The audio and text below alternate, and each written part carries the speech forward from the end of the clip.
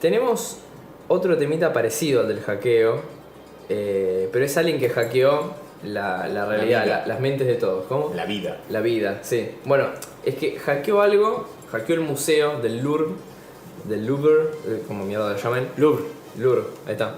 Menos mal que tenemos un francés ahí. El del francés. Sí, yo no tengo la menor idea. De hecho estaba leyendo los nombres y decía, esto como mierda se pronuncia. Ah, te quiero ver, Para mí siempre fue el Louvre. Fue más Louvre, claro. Es que vos ves 75 vocales y es...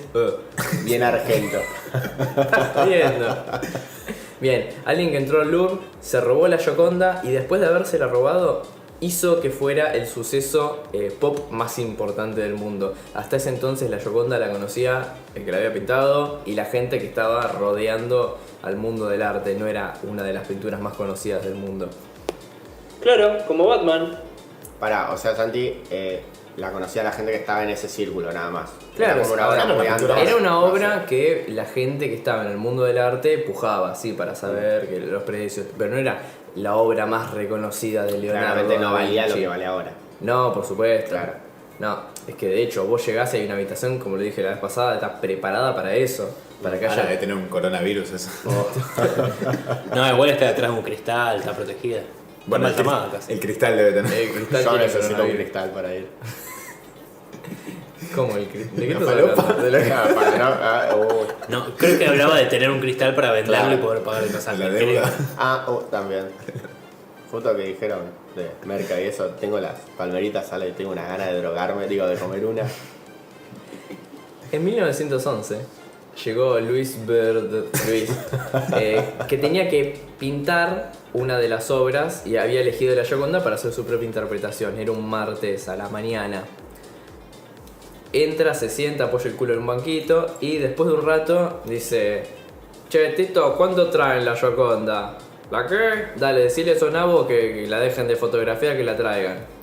Al rato no llegaba nadie. Che, ¿qué onda? ¿Van a ver? No, la estamos fotografiando. 1911 lo que se había empezado a hacer en fines del siglo pasado era que se empezaba a tener un registro de las cosas, de las obras que se tenían, así como un registro de las personas.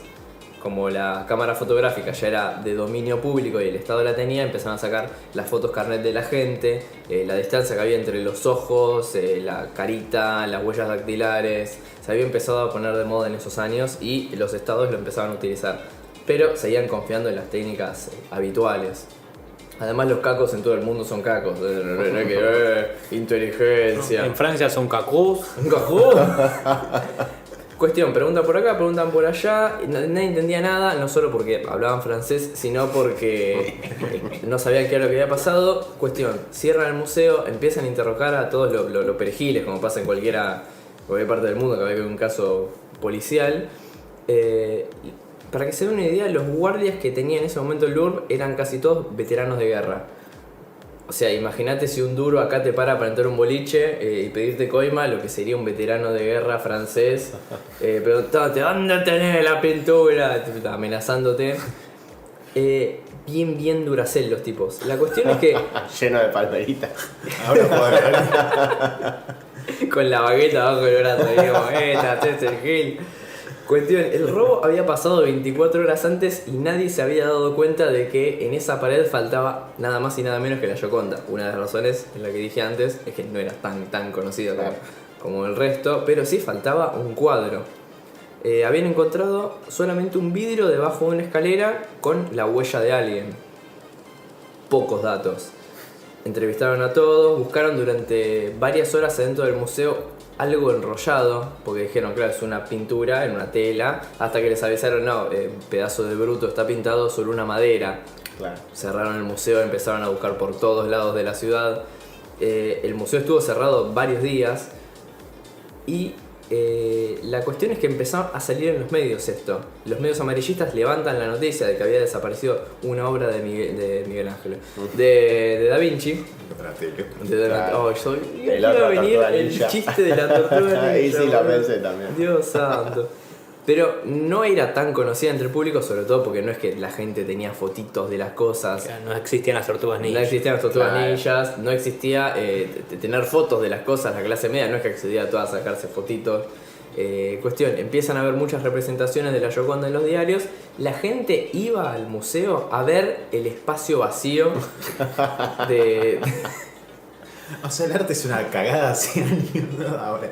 Es para lucrar, ¿viste? Mira, estamos a 1911, faltaban unos para el que... 109 años. ¿Para qué? Para la banana Para- pegada con cinta. La banana que se- Eso fue tan reciente. Falta- Mirá. Faltaban 3 años para la guerra mundial, la primera guerra mundial. O sea, la cuestión del nacionalismo estaba medio a flor de piel y para Francia lo que había pasado era que había desaparecido una de sus grandes obras de uno de los museos más importantes del país. O sea, una de las cosas que hacían los diarios era decir, che, qué seguridad de mierda que tenemos, este país del orto, en todos lados pasa eso. Era como una vergüenza. Y para Italia pasaba que mucha gente no tenía la menor idea, pero por qué una obra de Da Vinci estaba en Francia. Estaba pensando eso. ¿Se sabe por qué? Perdón. Sí, no se sabe a ciencia cierta porque no hay registros de esa época. Dicen que la había comprado el rey después de que Da Vinci muriera. Luis. Sí, Luis alguno. Y que Napoleón la tuvo un tiempo, pero parece que fue legal, no es que habían tipo, las Malvinas, no, tipo, la tenían en buena ley, pero no es que fuera de dominio público. Pensemos que los nacionalismos empezaban a estallar en esos años.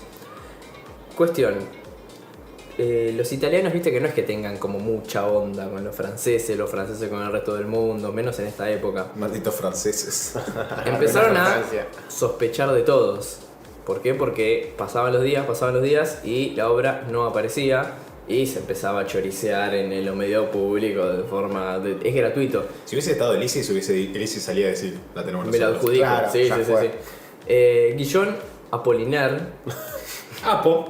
Claro, el antepasado. conocido como Apo, Tatarabuelo de Apo. Pensé que era italiano. fue mi abuelo. uno de los primeros en caer en la sospecha de que podía llegar a tener la obra. Era un poeta ácrata, o sea, de la acracia.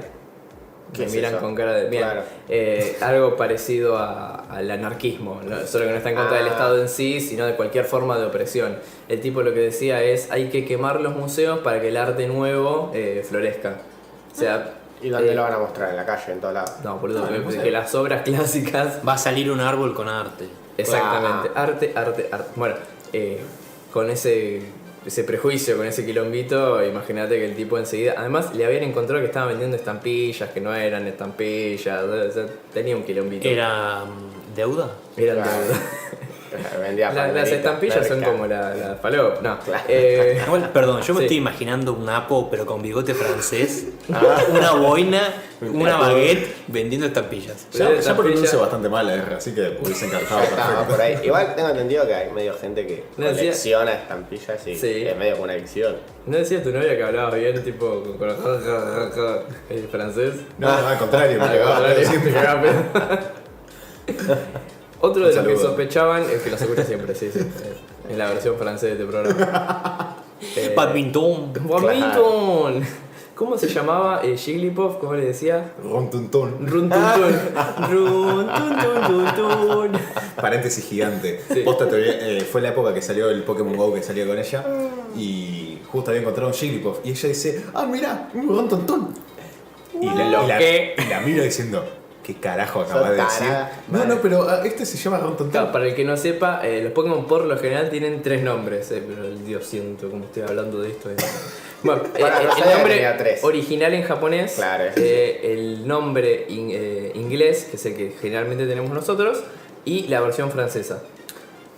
O sea, por lo general tienen 3 nombres, todo para tener algún Squirtle, no se llama Squirtle, sino que hace referencia. Claro, Y de bueno, jodidos nomás, ¿no? Y bueno, me Nah. buscó el video en YouTube de Jigglypuff o La Rontuntún canción. cantando. Y decía, Rontuntún. Decís, All "Ay, por el around amor you". de Dios.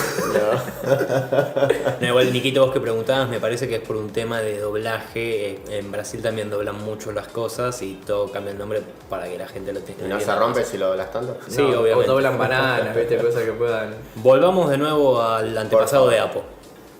El tipo fue a la cárcel o le empezaban a decir, che, ¿qué está pasando acá? Tenía un conocido, un muchacho llamado Picasso, que no era tan famoso como lo es ahora, que lo desconoció absolutamente. Dijo, yo a este Apo no lo juno, Piensen que había emigrado hace pocos años, no era... podía Yo soy ser- Cosme Fulanito.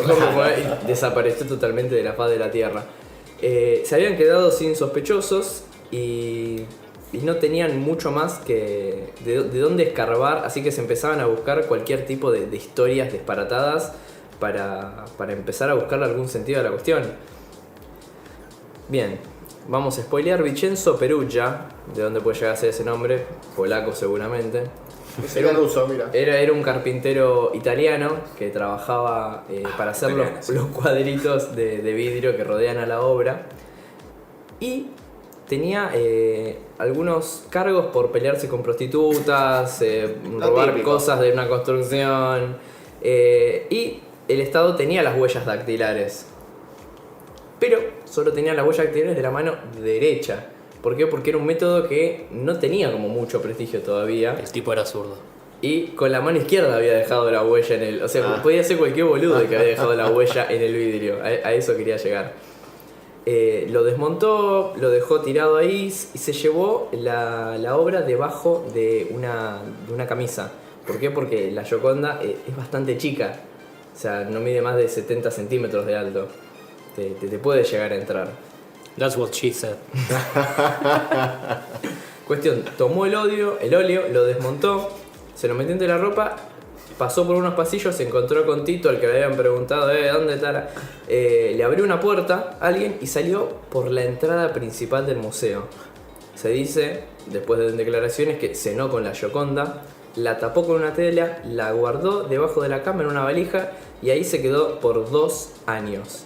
Tranqui. Durante 2 años nadie supo qué mierda había pasado con la obra que de repente era absolutamente famosa en todo el mundo. Los diarios se cuestionaban, etcétera, etcétera, qué es lo que había pasado. ¿Qué, Sí. qué pasó? ¿Cómo volvió? ¿Cómo la encontraron? Ahí va. Claro. Encontraron con el tiempo una publicación de Alfredo Beri, que era un tipo que estaba buscando obras para comprar No me digas que la publicó Mercado Libre. en Mercado Libre de la época. Rascadó. Lo llamó a este muchacho, el polaco, y le dice, tengo la Gioconda, te la voy a vender. Por supuesto que no le creyó, como haría cualquier persona, Claro. pero terceros le dijeron, che, mirá, vamos a probar. Cuestión, se encontraron en Firenze, lo que acá llamamos Florencia, la vio el sello del Louvre, la testearon unos expertos, porque el óleo con el tiempo se va secando. Era como el precio de la historia. Dijo, déjame llamar a un amigo que es experto en Giocondas. Como es la frase que usan siempre en lo de no sabes si me cagaron o algo lo así. sé. No lo sé, Rick, parece No lo falso. sé, Rick, parece falso. Ah. Bueno, lo testearon, parece que los óleos cuando se secan se contraen y dejan como unas rajaduras y los expertos pueden reconocer eso como huellas dactilares porque son especiales las rajaduras que dejan. ¿No? En menos de 2 minutos se había demostrado que era esa, el tipo sale de la habitación, vuelve a entrar con 2 cacos franceses y recuperaron la obra. Le hicieron una cama, lo cagaron. Pero tremendo boludo también. Como, Bueno. sí, dale, venite, yo te la tengo acá. ¿Vení con los amigos? Dale, no hay drama. La cuestión es que para ese momento ya era tremendamente conocida toda la historia del robo, pero no un carpintero venido a menos que había emigrado y se había robado una pintura importante, no era una historia como muy, muy copada para el periodismo. No sé, no es como el hackeo ahí como te lo muestran en las películas, una cosa qué copado. Las investigaciones delictivas no terminan ahí, por lo general. Con el tiempo salió Que el tipo era rugby. que Vincenzo la quería devolver a la obra a Italia porque era el lugar donde se había pintado toda la pelotudez.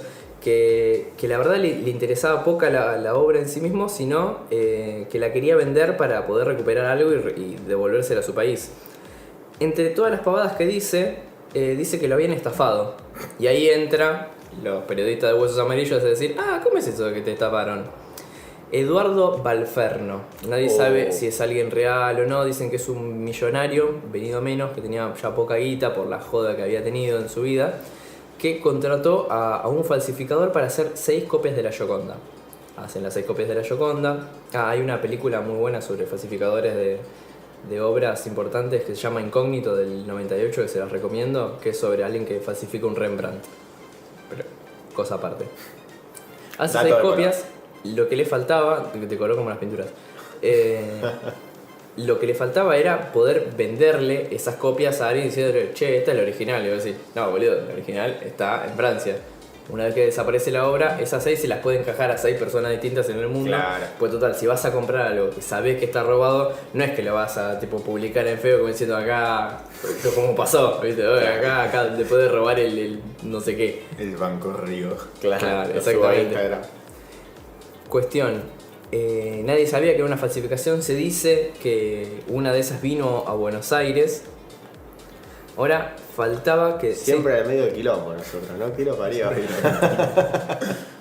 Cuestión, consiguió un perejil que la robara, que le metiera ideas de nacionalismo en la cabeza, y fue más o menos lo que pasó. Ahora sí, ya tenemos a alguien hackeando el sistema, encontrando las fallas en todo esto y haciendo una historia absolutamente más interesante, que termina en que hoy, si querés ir a ver la pintura original de la Gioconda, sí que es la original, que sea más o menos como subirse a la línea B Nora Pico y que te estornuden y que sea un asco, porque Claro.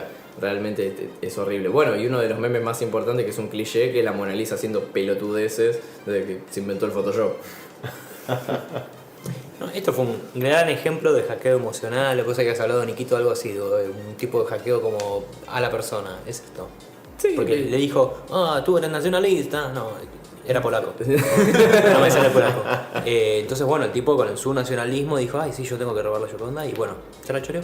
A mí me gusta que fue como el robo del siglo XX y ya tenemos el robo del siglo XXI que pasó hace 15 años y tenemos su película también. Claro. Bueno, piensen que para cuando terminó esta cuestión ya estaban casi por arrancar la Primera Guerra, poco les importaba de dónde había quedado el coso. Lo que me copó es cómo cambia el valor de una obra por alguna, no boludez en realidad, porque no es una boludez, pero Yo como una considero obra que sí, pasa sí. de cierto valor a un valor totalmente distinto probablemente, Bueno. por un suceso raro. Pero es o sea, que- no es que la obra era buenísima. No, es que de hecho los que saben de arte no la tienen ponderada como una de las mejores obras de Leonardo. Sí usó una técnica nueva que no estaba usando hasta entonces. O sea, no era mala, pero no era wow. No, claro, no. La chica una rata que tiene, dicen que es mucho mejor o cualquier otra cosa. Y además era algo, se la robó porque era portátil, o sea, no se iba a robar la última cena el tipo. Lo pintó, ya fue. Claro, o sea, tardaron 24 horas en darse cuenta que Claro. faltaba. No, también son más boludos. La cuestión es, cualquier antropólogo te dirá que no importa el objeto en sí mismo, sino todo el código que trae detrás. Por ejemplo, La historia. claro, sí, la historia que se encuentra alrededor de eso. Muchas veces las pelis que son una cagada dicen, pero está basado en hechos reales. Pero habla de un fantasma que destruye cosas, hermano, me estás jodiendo. Pero está reales. basada en hechos reales y esas son las cositas que van como armando a los objetos culturales. Son historias en sí mismas que nos contamos a nosotros.